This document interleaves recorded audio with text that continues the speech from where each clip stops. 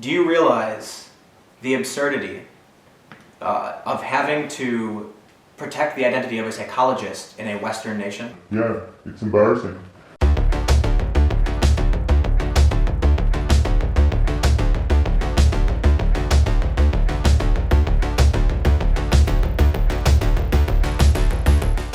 So we're back from Gothenburg, we're in Stockholm. Step one, get some food and coffee, and then we've got another interview planned. It's gonna be pretty interesting.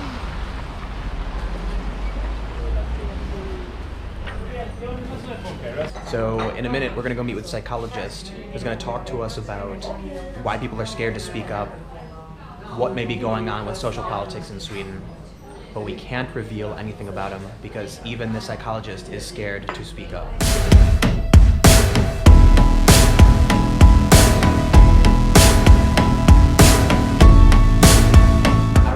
Reveal about your job or anything without giving away your identity.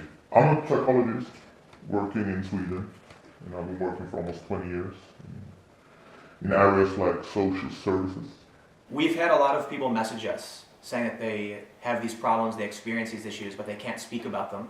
Yeah. We've heard that some people they lose their jobs if they speak out. Can you speak to that? That is certainly the case, and that is why I'm not revealing my identity here right now.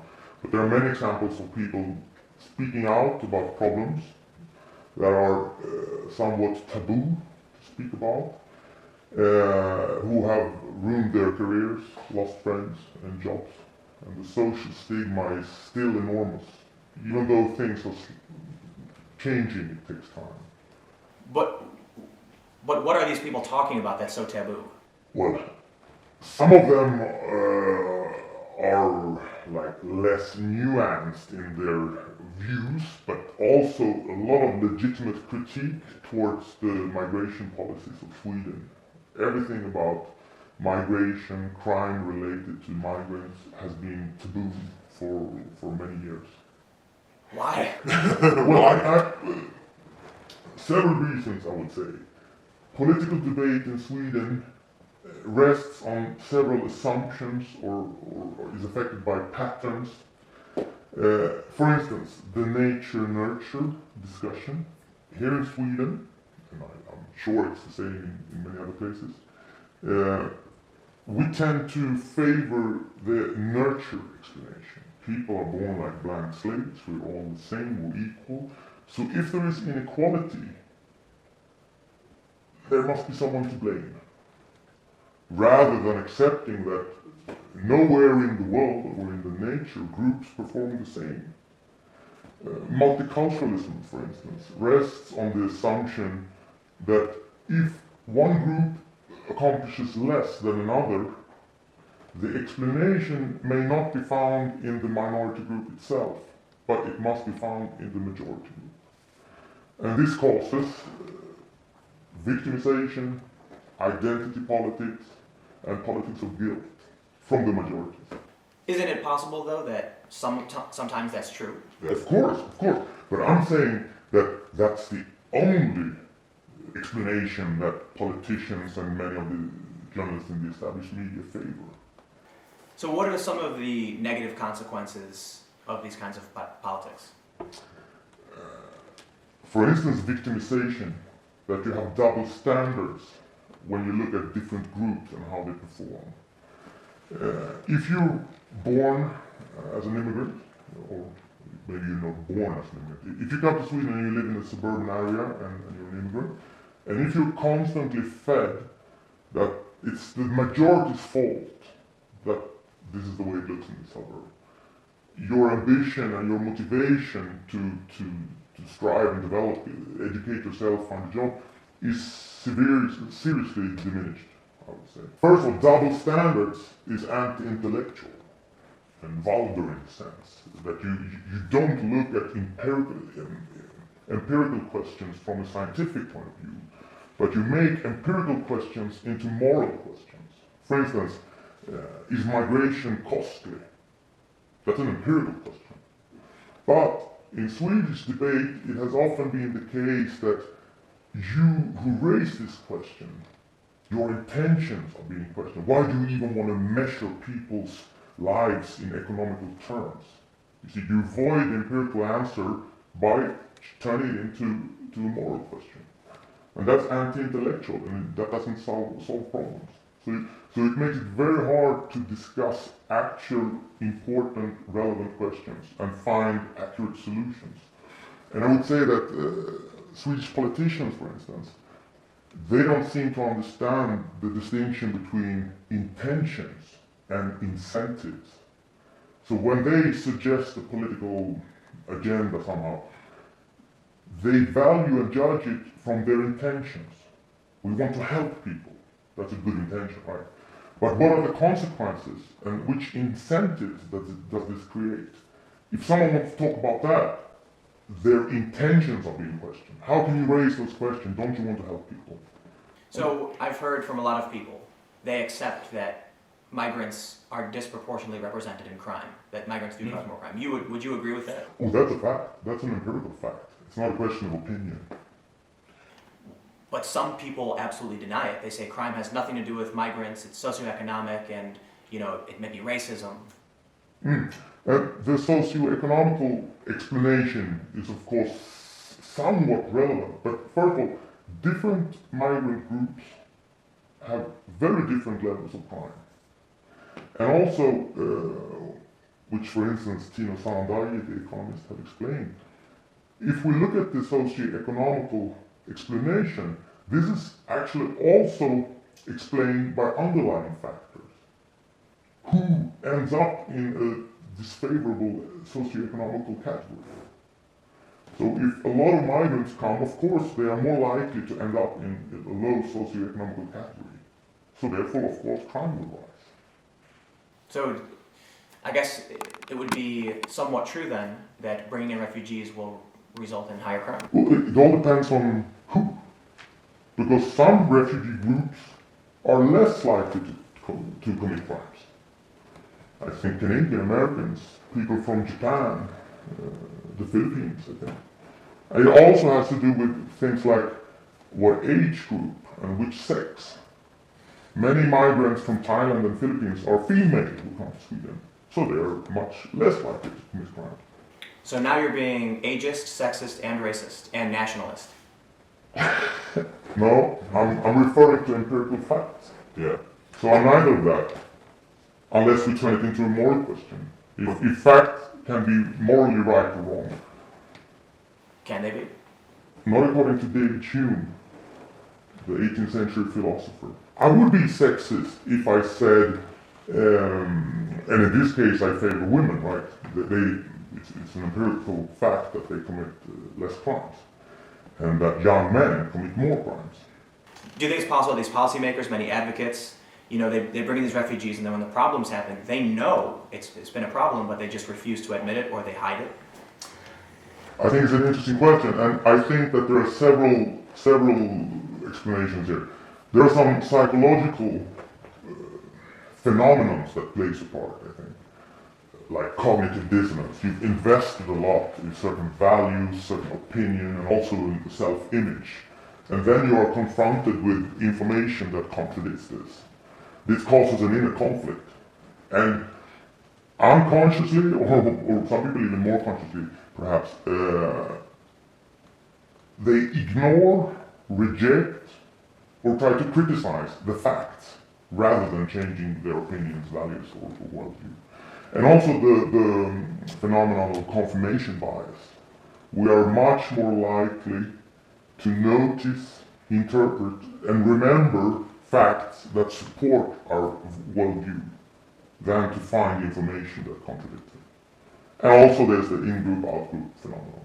That Sweden is a small little pond, and to be the outsider, people don't want to be that. Do you realize the absurdity of having to protect the identity of a psychologist in a Western nation? Yeah, it's embarrassing. And I suffer from cognitive dissonance regarding this.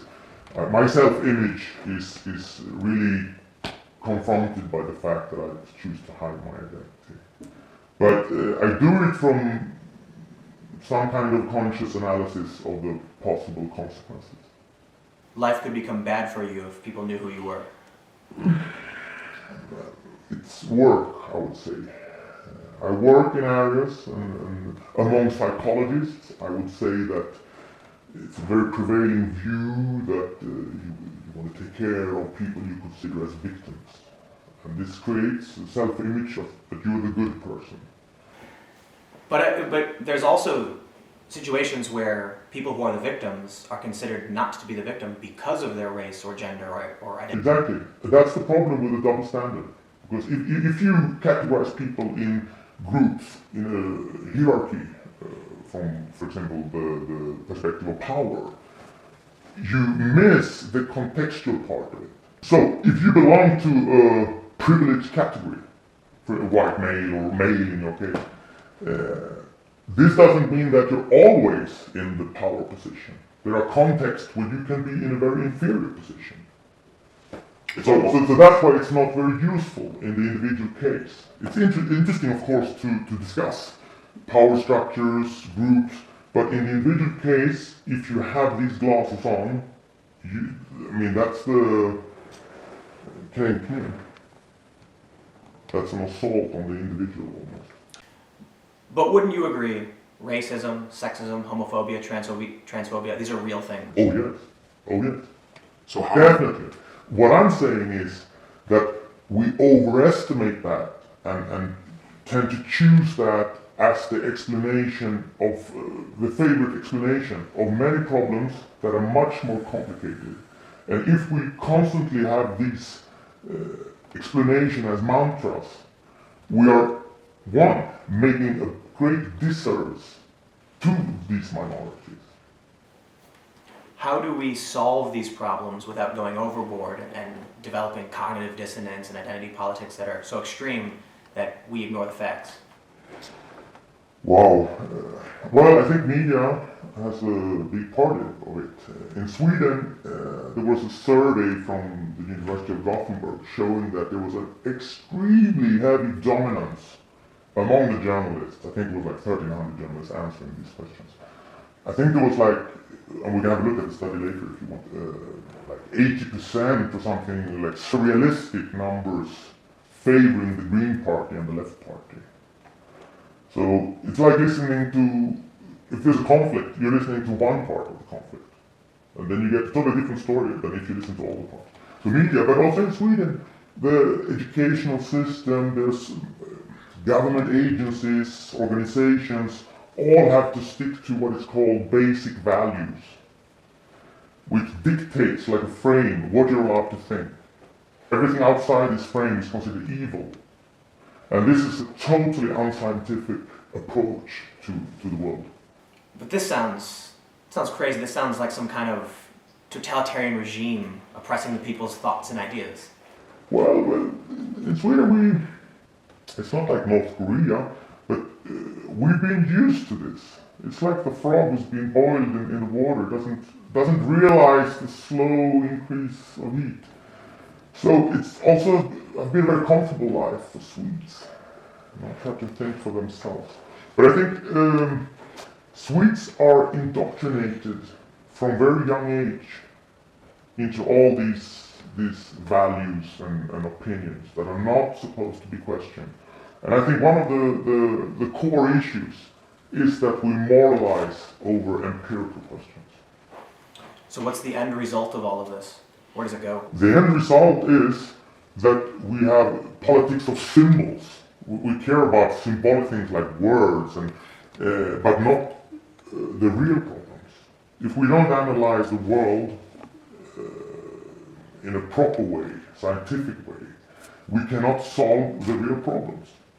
And this, reality is creeping much closer. I think that people's bubbles will burst. They're starting to burst when reality comes closer. If you have problems on a comfortable distance, you can stick to your opinions and your worldview, but when it comes up to your face, you have to question things. And what I'm afraid of is that because nuanced, serious debate about migration has been stigmatized for such a long time, the reaction when the bubble burst might be to the other side. biased discussion going the other way. Oh, we've had enough, out. And that's, a big responsibility of Swedish politicians, media, and all kind of public figures in the establishment. I think in the United States we've had such a bad problem with historical racism Yeah. that what people refer to it as the pendulum swing. That instead of stopping, it just swings to the other side and becomes even as extreme in the other direction. That's exactly what I mean. From slavery to extreme identity policies. Another perspective is the distinction between what Thomas Sowell calls the constrained and the unconstrained vision. Actually, your view on humans. And in Sweden, we have the unconstrained view, what Steven Pinker calls the utopian view, meaning that humans are basically good, and if a group of wise, morally enlightened people get together, they can form a nice society. Meaning that you want to take away the responsibility from the individual.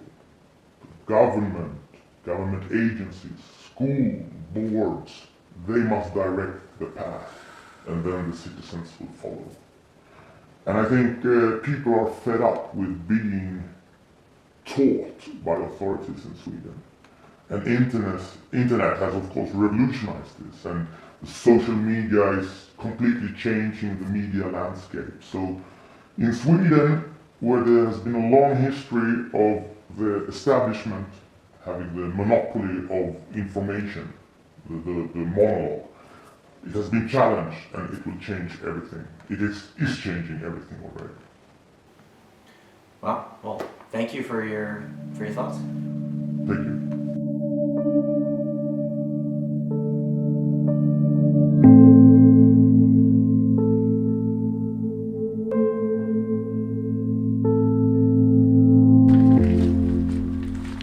This is the first time that I have had to obscure the identity of an expert in an academic field. And this is Sweden.